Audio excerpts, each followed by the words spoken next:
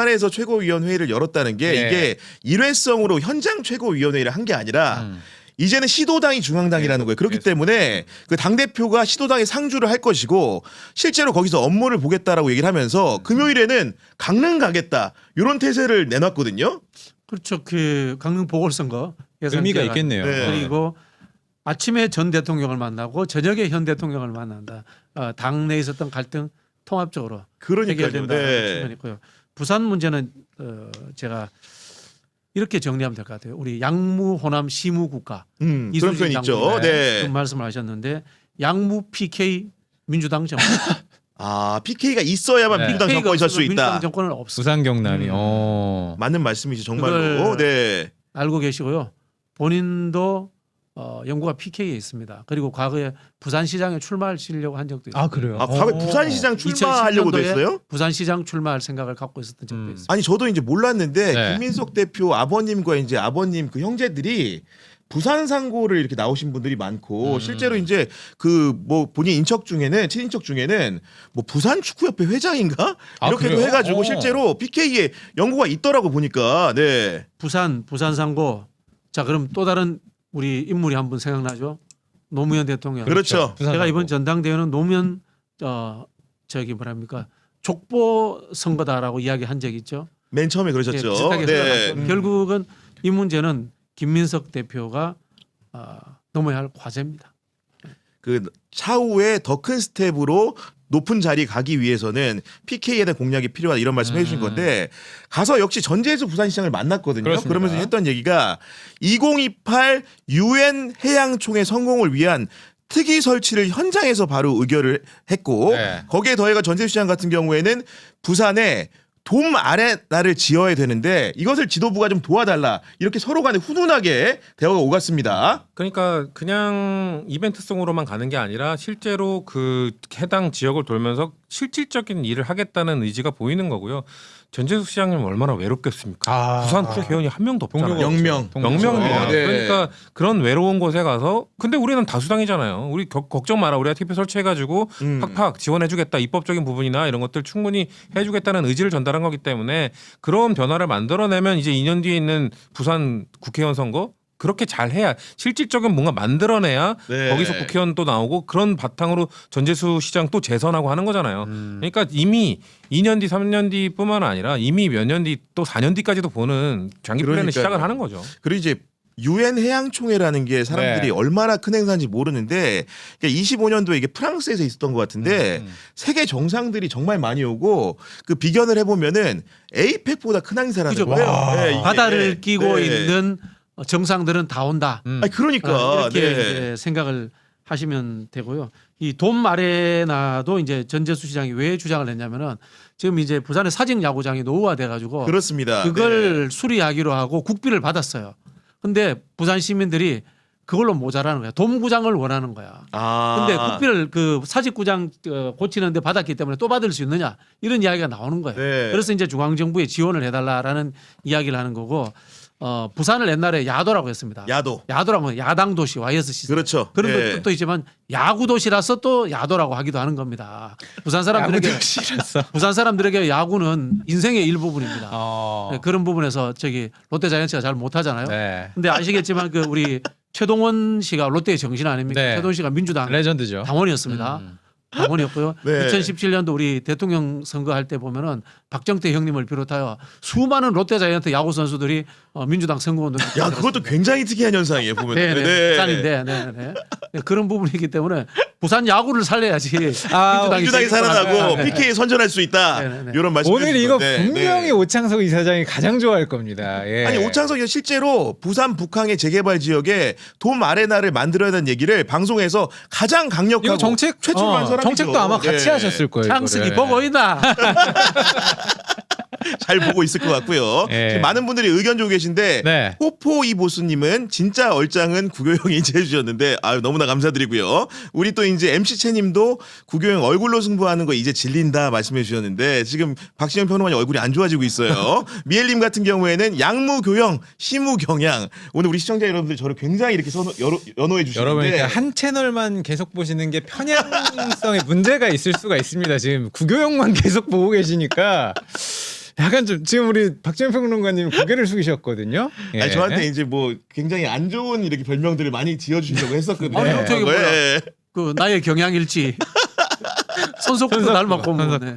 아 그리고 정말 이럴 거니님은 성치훈님 일 좀 시켜요. 평론만 하기에는 너무나 아깝습니다. 말씀 주셨는데 아마도 이 방송을 보는 우리 김민석 대표를 비롯한 지도부에서 중요한 결정을 조만간에 내려주시지 않을까. 제가 초반에 네. 봤는데 굉장히 외모 칭찬이 좀 있으셨고요. 아, 정말요? 네. 아, 그리고 논란이 좀 있습니다. 네. 태무 네가 형인 줄 알았는데 부대변인님이 형이냐라는 한참 동생이죠. 네. 나이가 지금 그러면 공개를 안 하시나요? 아니요. 아니 뭐 포털 치면 나오는데. 할만한 나이 네. 뭐 어린 아니, 나이가 뭐 아닌데 뭐. 예. 60하고에 태어나셨잖아요.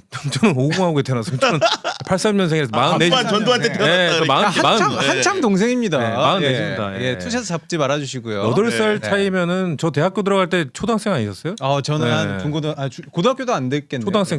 네, 8살. 정말 무익한 논쟁하고 있습니다. 현안으로 들어가 보면은 우리 김민석 대표가 또 이제 최고위원회의에서 오늘 당의 방향들 중요한 얘기들 좀 많이 했는데 첫 번째로는 당심과 민심의 거리를 없애는 지도부가 되겠다 그러면서 그 얘기 나옵니다. 새벽 당대표가 되겠다 이 얘기 나왔는데 큰일 났어요. 새벽 당대표 피곤합니다. 너무나 무서운 말이죠 이게 예. 지금. 큰일 났어요. 네. 큰일 났어. 그러니까 18년 동안의 담금질이 얼마나 일하고 싶으셨겠어요. 얼마나 그걸 이제 폭발시키는 겁니다. 이제 당직자들 이제 곡소리 날 겁니다. 근데 그 곡소리가 국민들이 느낄 때는 뿌듯함으로 느껴지고 효능감으로 느껴지고. 당원들이 느낄 때는 정말 당비 내는 맛 난다. 이 맛에 현질한다 뭐 이런 말이 있거든요. 네. 이 맛에 당비 낸다라는 생각이 들 정도로 일을 할 거. 이맛당이란 말이 나올 네, 것이다. 그 느낌이 들 정도로 일을 할 거기 때문에 왜냐면은 국민들 당원들이 늘 정치인들 대체 뭐하냐 정치권 대체 뭐하냐라고 한단 말이에요. 뭐라도 하는 모습 계속 보여드려야 되는데 제가 그래서 새벽부터 첫 몇 시간 만에 그 일정 하는 거 보고 이번 2년 동안은 진짜 당직자들도 죽어날 것 같고 그리고 일 열심히 하는 사람들이 인정받는 당이 되겠구나라는 네. 생각이 들었기 때문에 그런 방향을 딱 왜냐면 너네들 새벽부터 일해라고 하면 안 하죠. 본인이 새벽부터 일하면 일하라고 안 해도 솔선수범 해버리면 일할 수가 네. 있어요. 네. 예. 그러니까 사실 이재명 대통령이 퇴근을 안 하는 게 문제라고 막 알려지고 있잖아요.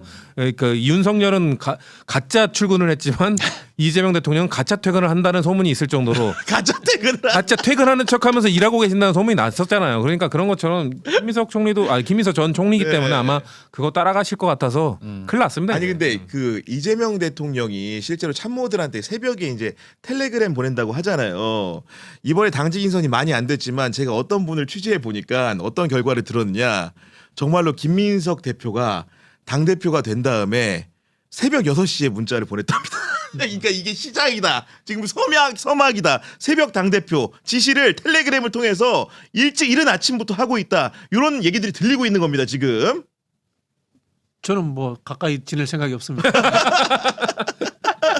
간단히 좀 말씀해 주신 거고 예. 그리고 노선과 방향에 대해서도 말씀을 주셨는데 김민석 대표는 민생 실용 확장을 당원의 선택을 받은 노선이라고 설명을 하면서 이런 굉장히 중요한 표현이 나오는데 우리 당의 역사적인 코어라고 할 수 있는 대의원들의 60%가 넘은 압도적 지지를 받았다. 결국은 민생 실용 확장 노선이라는 것은 당원들이 선택해준 노선이다라는 표현을 했는데 이것도 굉장히 의미심장한 말로 들립니다. 그 신임 대표가 하신 이야기는 노선의 문제와 그다음에 의사결정 시스템의 문제 두 가지가 다 포함되어 있는 것 같아요. 제가 계속 말씀드립니다만은 선동이 민주주의가 아니에요.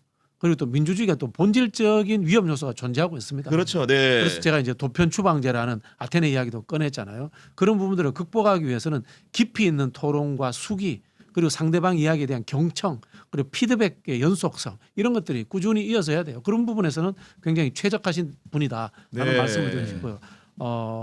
그리고 또 한편으로는 이 당의 이번에 족보 논란 했잖아요. 이 정체성 그러니까 네. 이거 다시 바로 잡아야 돼요. 제가 이번에 어떤 분들이 그런 이야기잖아요. 핵심 지지층이 핵심 지지층 뭔데? 아니 묻고 그러니까 싶어요. 저도 궁금해 이게. 묻고 싶어요. 그래서 근데 제가 분명하게 이야기할게요. 호남은 지역적으로 핵심 지지층입니다. 그다음에 한국노총 등 노조에 가입된 대기업 샐러리맨 노동자들 분명히 핵심 지지층입니다. 그렇죠. 그 외에 찾아오세요. 어디 있는데? 그게 무슨 검찰개혁에 찬성하고 반대하고 이런 게 아니란 말이에요. 그걸 찾아내야 돼요. 그래서 내가 다시 김민석 대표가 잘 아시는 부분을 꺼내자면 김대중 대통령이 말씀하셨던 중산층과 서민의 정당 네. 같은 계층 정당의 모습이라든가 아니면 한국노총과 다양한 계급연합 정당을 한다든가 이런 부분들에 대해서 정책을 가지고 하나의 정체성을 새롭게 만들어내야 됩니다. 그러니까 저는 이제 일부에서 얘기하는 코어 지지층 얘기, 지지율 네. 얘기할 때 많이 나오는데 그분들이 규정하는 코어 지지층이라는 건 이런 것 같아요. 매일 아침 뉴스공장을 보고 딴지 게시판에서 여러 가지 정치적인 논변을 즐기는 그런 부류의 사람들을 규정하는 것 같은데 그 김민석 대표가 얘기하고 우리 박지원 평론가가 얘기한 것처럼 코어라는 것은 당에 분명히 있는 건데 개념 규정이 많이 다를 수 있다 이런 생각이 들거든요. 그렇죠. 다른 비교를 해보면 그 옛날 사람인데 아놀드 슈왈츠제네거가 네. 살과 근육을 구분하는 방법이 네. 흔들리는 건 살이다. 네, 흔들리는 건 살이다고 했거든요. 나 너무 흔들려. 그러니까 이거 나 근육인데 야 네. 흔들어봐 해서 흔들리면 그건 살이다. 네. 안 흔들려야 근육이다 했거든요. 코어는요. 네. 안 흔들려야 코어입니다. 아 그렇군요. 뭐 이렇게 너네들 그렇게 나가면 이거 흔들릴 걸? 그게 어떻게 코어예요? 그건 흔들리는 지지층이죠. 그건 살 지지층이죠. 근육 지지층, 흔들리지 않는 지지층은 절대로 어떤 상황이 와도 안 흔들리고요. 네. 그런 지지층의 특성은 너네들 이거 안 해주면 우리 흔들릴 거야, 지지 처리할 거야. 그런 얘기 안 합니다. 그런 얘기를 하는 지지층이라는 것 자체가 코어가 아니라는 거예요. 말씀하신 것처럼 그렇기 때문에 그분들이 말하는 거는 우리 방송 보고 우리가 이 얘기하면 따라주고 우리가 얘기하면 지지해주고 자기들끼리. 그런 네. 지지층이 지금 너네들한테 불만인데 지지 안 해줄 거야? 그거는 거기 근처에 계신 어떤 분이 얘기했던 B죠, B. 금방 떠날 수 있는 사람들. 본인들이 A라고 하시지 않았나요? 네. 절대 흔들리지 않는 지지층? 네. 근데 흔들리고 있잖아요. 그러니까 A, B, C론부터 시작됐던 본인들의 얘기를 들어달라면서 얘기했던 것들이 다 서로 모순적이고 서로 부딪힌단 말이에요. 그러니까 우리는 말씀하신 것처럼 우리가 정말 흔들리지 않고 우리를 지지해 주는 분들이 계시단 말이에요. 그런 분들을 보고 정치를 해야 되는 거지. 계속 흔들리는 분들의 뭔가 뭐 협박, 압박 흔들릴 필요 없다. 우리가 네. 굳건하게 가면 그분들은 따라올 겁니다. 그리고 이제 그 소소하지만은 네. 그 최고위원 회의에서 비공개 비중을 많이 줄이고 최대한 모두 발언뿐만 아니라 정책 결정 내용을 공개하겠다고 했는데 이번 레이스 과정에 재밌는 표현이 정청래 후보 같은 경우에는 의원총회를 생중계하겠다 그랬고 김민석 대표 같은 경우에는 최고위원 회의 내용을 사실상 중계를 하겠다라는 건데 그 두 가지 중계 방식의 내용 대상 차이가 어디서 오는 걸까요? 쉽게 말하면 이거예요. 최고위원회는 쇼입니다. 쇼니까 다 공개하는 게 맞다. 아 쇼니까 발언도 네. 순서가 정해져 있고요. 그렇고요. 그 의총은 쇼가 아닙니다. 정책 결정을 위한 토론 과정입니다. 네. 그렇게 보셔야 되고요. 또 더 큰 문제는 뭔가 하면 음. 의총은 당의 최고 의결 기구가 아니에요. 원내 당무만 의결할 수 있어요. 정책 당론만. 그러니까 입법 사항 같은 것만 그 네. 입법 사항도 최종 결정 기구가 아니에요. 당의 당대표가 하는 최고 결정 거고. 기구는 네. 전당대회고 중앙위원회고 그다음에 최고위원회가 있고 당무위원회가 있고 저 말단 옆에 다른 범주에서 의총이 있는 거예요. 의원총회. 그렇구나. 네. 근데 네. 지금 의원 특권 정당을 만들어 가지고 거기에 이제 그 정권을 주겠다 쇼에 무대에 세우겠다는 건 잘못된 거고요. 과거에는 최고위원회 하기 전에 어떤 일이 된다면은 사전에 연습을 했어요. 아 저도 이제 그런 얘기 들은 적이 있습니다. 아, 네. 누가 무슨 말을 하고 사전 연습을 했어요. 그런데 지금은 개파 갈등을 그냥 최고위원회 그대로 노출시키잖아요. 이런 건 적절치 않아요. 이런 저는 논란의 싸움거리를 노출시킨다는 저는 적절치 않다라고 보고 있고요. 네. 최고위원들 발언 안 시켜도 돼요. 근데 그게 사실 정청래 전 뭐 대표라고 얘기를 해야 될까요? 그 의원총회를 생중계하자라는 게 아직 끝나지 않은 논쟁인 게 오늘 최민희 최고가 또다시 이 얘기를 꺼냈어요. 아, 공개적으로. 의총 얘기했어요? 예, 네. 의총을 생중계하는 것을 제안을 한다라고 오늘도 이야기를 했기 때문에 저는 개인적으로 국민이 봤을 때도 의원총회에서 무슨 말하는지 치고 박든 뭔 상관이에요. 그래서 예. 그거는 두 가지 잘못된 그 견해인데요. 첫 번째 금방 말씀드리면 이 정당이 의원 특권 정당이구나. 왜냐하면 그런 그 중대성을 가진 모임이 아니에요. 네. 당의 최고 의사결정기구가 아니다. 음. 그런 측면이 있고 두 번째는 전략적 측면에서 적절치 못하다. 네. 그런 말씀을 드리고 있습니다. 그러니까 대통령이 국무회의를 생중계하고 공개하니까 그거를 전혀 다른 거잖아요. 국무회의는 맞아요. 네. 대통령이 정말 한 명 한 명 지적하면서 내 국정 운영 방향에 맞추지 못하는 사람들, 따라오지 못하는 사람들, 그리고 일 제대로 안 하는 사람들 찍어내면서 국민들로 하여금 누가 일하고 있는지 그리고 어떤 식으로 일하는지 보여드리는 거잖아요. 의총은요 다르단 말이에요. 거기는 다양한 의견이 나올 수도 있는 곳입니다. 그렇죠. 국무회의는 대통령이 국정운영 방향 결정했고 국민들의 선택을 받은 분이잖아요. 그럼 모든 부처의 공무원들은 대통령이 정한 방향에 맞춰서 얼마나 잘하고 있는지 계속해서 보고를 하는 거란 말이에요. 그러니까 그건 공개가 돼야죠. 국민들이 볼 때 느껴지는 거잖아요. 그러니까요. 어느 부처가 일하고 있고 어느 부처가 변명하고 있는지를 보여주는 건데 의총은 사실 국민들 눈치 안 보고 당원들 눈치 안 보고 의견도 낼 수 있어야 되고 거기서 다양한 의견 나온 것 같고 수렴한 다음에 지도부에서 수렴한 다음에 지도부에서 그걸 또 발표를 하고 뭐 이런 식으로 그 절차를 만들어가면 되는 건데 의총을 왜 자꾸 공개한다는 거예요? 거기서도 전략도 짜야 되는데 그러니까요. 전략 노출하면 안 예. 되잖아요. 그런 말씀 주신 거고 네. 시청자 여러분들 의견을 좀 소개해드리면은 SYD님은 성치훈 잘생겼으니까 당직 제일로 힘든 걸로 주세요 하셨는데 제 지인 중에 SYD가 누구였지?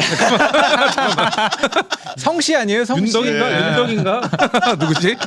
그리고 우리 방송 너무나 사랑해주시는 부산 민가이님 슈퍼챗 보내주셨는데 네, 너무나 감사드리고 감사합니다. 이암님 같은 경우에는 진보 스피커들의 역할이 정말 정말 때입니다. 경향TV 힘내주시기 바랍니다 말씀 주셨는데 저희가 힘을 내기 위해서는 여러분들의 구독과 좋아요가 너무나 중요하고 지금 10,000명 넘는 시청자들이 보고 계신데 어우, 감사합니다. 좋아요 숫자 같은 경우에는 10,000명이 한참 미달이기 때문에 3,000개밖에 안 좋아요를 됩니다. 꼭 좀 누르고 방송을 네. 봐달라. 그리고 구독을 빨리 해주셔야만이 저희가 60만 구독자를 그 9월 안에 좀 달성을 했으면 좋겠다. 오늘은 보험을 어떻게 가입하셨나요? 많은 분들이 전문 설계사가 아닌 가족이나 지인 등을 통해 묻지마식으로 가입하셨을 텐데요. 그렇다 보니까 꼭 필요한 보장들이 포함됐는지 지금 내가 보험료를 얼마나 내고 있는지 적정한 수준인지 모르는 경우가 태반이라고 합니다. 네, 이런 분들을 위해서 전문 보험 점검업체죠. 더 착한 보험 소개해드리도록 하겠습니다. 경기가 안 좋아서 보험료 나가는 게 부담스럽다고 하신 분들 많으신데요. 이럴 때 보험료 줄이고 보장은 유지하는 방법이 있으니까요. 꼭 상담 받아보시죠. 네, 예약만 하시면 전국 어디든지 무료로 방문 상담도 가능합니다. 평소 자신의 보험이 궁금하시던 분들은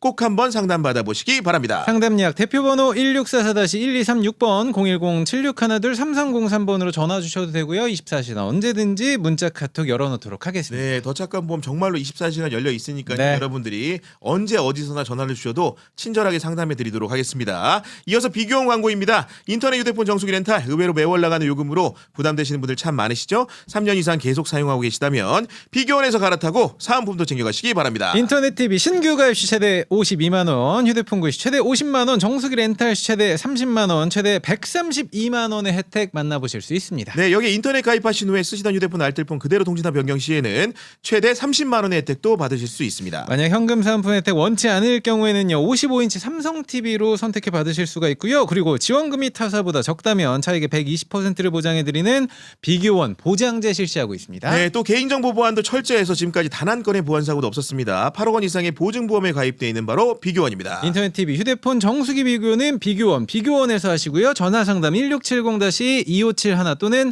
검색창에 비교원 검색해 주시기 바랍니다. 네, 비교원도 검색하시고 경향TV도 구독과 좋아요를 꼭 좀 눌러달라는 말씀 전하고요.